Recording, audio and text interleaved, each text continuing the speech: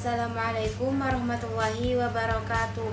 Perkenalkan, nama saya Rizka Amelia. Saya sedang menempuh pendidikan tinggi di Institut Darul Ulum Kandangan.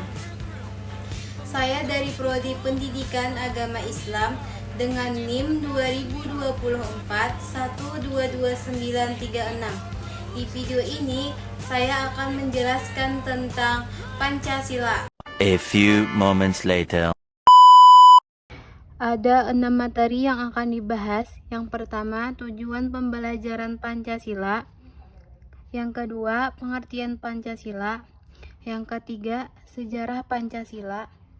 Yang keempat, isi dan 5 arti. Yang kelima, Pancasila sebagai dasar negara dan pandangan hidup bangsa. Yang keenam, Pancasila dalam kehidupan sehari-hari. Masuk ke materi yang pertama, yaitu tujuan dari pembelajaran Pancasila. Tujuan pendidikan Pancasila untuk meningkatkan kecerdasan bangsa, penghormatan terhadap harkat dan martabat manusia, pembentukan individu serta masyarakat yang beriman dan bertakwa kepada Tuhan Yang Maha Esa, serta pembangunan manusia yang berkualitas dan mandiri.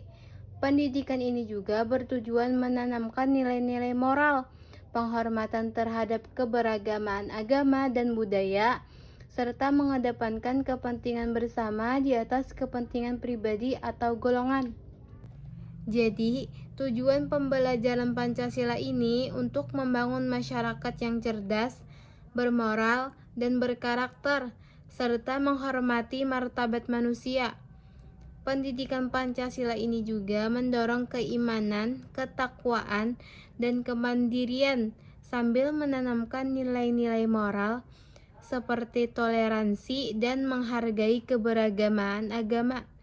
Selain itu, pembelajaran Pancasila ini mengajarkan kita betapa pentingnya mendahulukan kepentingan bersama daripada kepentingan pribadi ataupun golongan, agar terciptanya harmoni dan persatuan bangsa. Materi yang kedua yaitu pengertian Pancasila.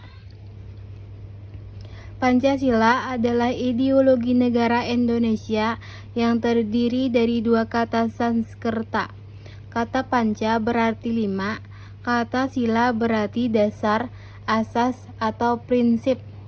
Pancasila merupakan rumusan dan pedoman berbangsa dan bernegara bagi seluruh rakyat Indonesia. Dengan demikian, Pancasila merujuk pada 5 dasar atau prinsip utama yang menjadi landasan dalam menjalankan kehidupan bermasyarakat, berbangsa, dan bernegara. Pancasila mencerminkan nilai-nilai yang dianut oleh seluruh rakyat Indonesia sebagai panduan dalam mencapai persatuan, keadilan, dan kesejahteraan bersama. Materi yang ketiga yaitu sejarah Pancasila. Pada tanggal 29 sampai 31 Mei 1945, Muhammad Yamin dan Suipomo mengusulkan 5 rumusan poin dasar negara dalam sidang BPUPKI. 5 rumusan poin dasar itu ialah: yang pertama, pri kebangsaan; kedua, pri kemanusiaan; ketiga, pri ketuhanan; keempat, pri kerakyatan; kelima, kesejahteraan rakyat. Pada tanggal 1 Juni 1945, Insinyur Soekarno menyampaikan gagasan 5 dasar negara yang dinamakan Pancasila. 5 gagasan dasar negara itu ialah: yang pertama, kebangsaan Indonesia; yang kedua, internasionalisme atau pri kemanusiaan; ketiga, mufakat atau demokrasi; keempat, kesejahteraan sosial; kelima, ketuhanan yang berkebudayaan. Pada tanggal 22 Juni 1945, Panitia 9 yang dibentuk BPUPKI merupakan Piagam Jakarta sebagai rancangan pembuka Undang-Undang Dasar 1945. Panitia 9 itu beranggotakan 9 orang yang diantaranya ialah Insinyur Soekarno, Muhammad Hatta, Muhammad Yamin, A.A. Maris, Mr. Ahmad Suibarjo, Kiai Haji Wahid Hashim, Abdul Kahar Muzakkar, Haji Agus Salim, dan Abi Kusno Cokro Suyoso. Pada tanggal 18 Agustus 1945, rumusan dimasukkan ke dalam Undang-Undang Dasar 1945 dan disahkan sebagai dasar negara dalam sidang Panitia Persiapan Kemerdekaan Indonesia. Dengan demikian, setelah proklamasi kemerdekaan, Piagam Jakarta mengalami perubahan dalam sidang PPKI.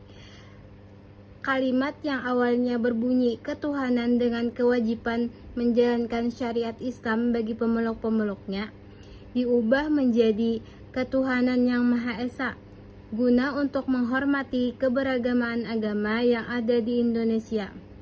Pancasila kemudian ditetapkan dalam pembukaan Undang-Undang Dasar 1945 sebagai dasar negara Indonesia, yaitu yang pertama, ketuhanan yang Maha Esa, 2. Kemanusiaan yang adil dan beradab, 3.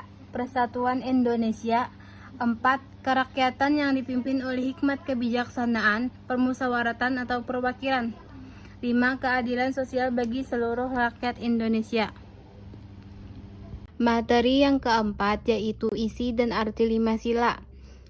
Sila yang pertama yaitu ketuhanan yang Maha Esa, isinya pengakuan terhadap Tuhan yang Maha Esa sebagai dasar kehidupan berbangsa dan bernegara. Artinya, menjamin kebebasan setiap warga negara untuk memeluk agama dan menjalankan ibadah sesuai keyakinannya, menjunjung toleransi antar umat beragama dan tidak memaksakan suatu agama kepada orang lain. Nah, jadi sila ini menekankan bahwa kehidupan bangsa Indonesia didasarkan pada nilai-nilai spiritual yang berasal dari kepercayaan kepada Tuhan. Semua agama dihormati dan peran agama menjadi pemandu moral untuk menciptakan masyarakat yang harmonis. Sila kedua yaitu kemanusiaan yang adil dan beradab. Isinya menjunjung tinggi harkat dan martabat manusia tanpa membedakan suku, ras, agama, ataupun golongan. Artinya, mengakui persamaan hak asasi manusia, mengedepankan sikap adil, menghormati perbedaan, memperlakukan manusia dengan penuh kehormatan, serta tidak berlaku sewenang-wenang. Nah, jadi sila kedua ini mencerminkan nilai-nilai universal dalam memperlakukan manusia secara adil. Ini juga menjadi landasan etis untuk membangun masyarakat yang menghargai hak asasi manusia dan memperjuangkan keadilan sosial. Sila ketiga yaitu Persatuan Indonesia, yang isinya menempatkan persatuan bangsa di atas kepentingan pribadi, kelompok, atau golongan, yang artinya mengutamakan kepentingan nasional, membangun rasa cinta tanah air, menjaga kesatuan dan keutuhan bangsa dalam kehidupan bermasyarakat. Dengan demikian, sila ketiga ini mengingatkan pentingnya menjaga persatuan di tengah keberagaman agama yang ada di Indonesia. Dengan semangat persatuan, bangsa Indonesia dapat menghindari perpecahan dan memperkuat identitas nasional. Sila keempat yaitu kerakyatan yang dipimpin oleh hikmat kebijaksanaan dalam permusyawaratan perwakilan. Isinya, demokrasi yang mengutamakan musyawarah untuk mencapai mufakat, yang artinya keputusan yang diambil melalui musyawarah bersama, serta mengutamakan kepentingan rakyat di atas kepentingan pribadi ataupun golongan. Jadi, sila keempat ini menegaskan betapa pentingnya partisipasi rakyat dalam proses demokrasi.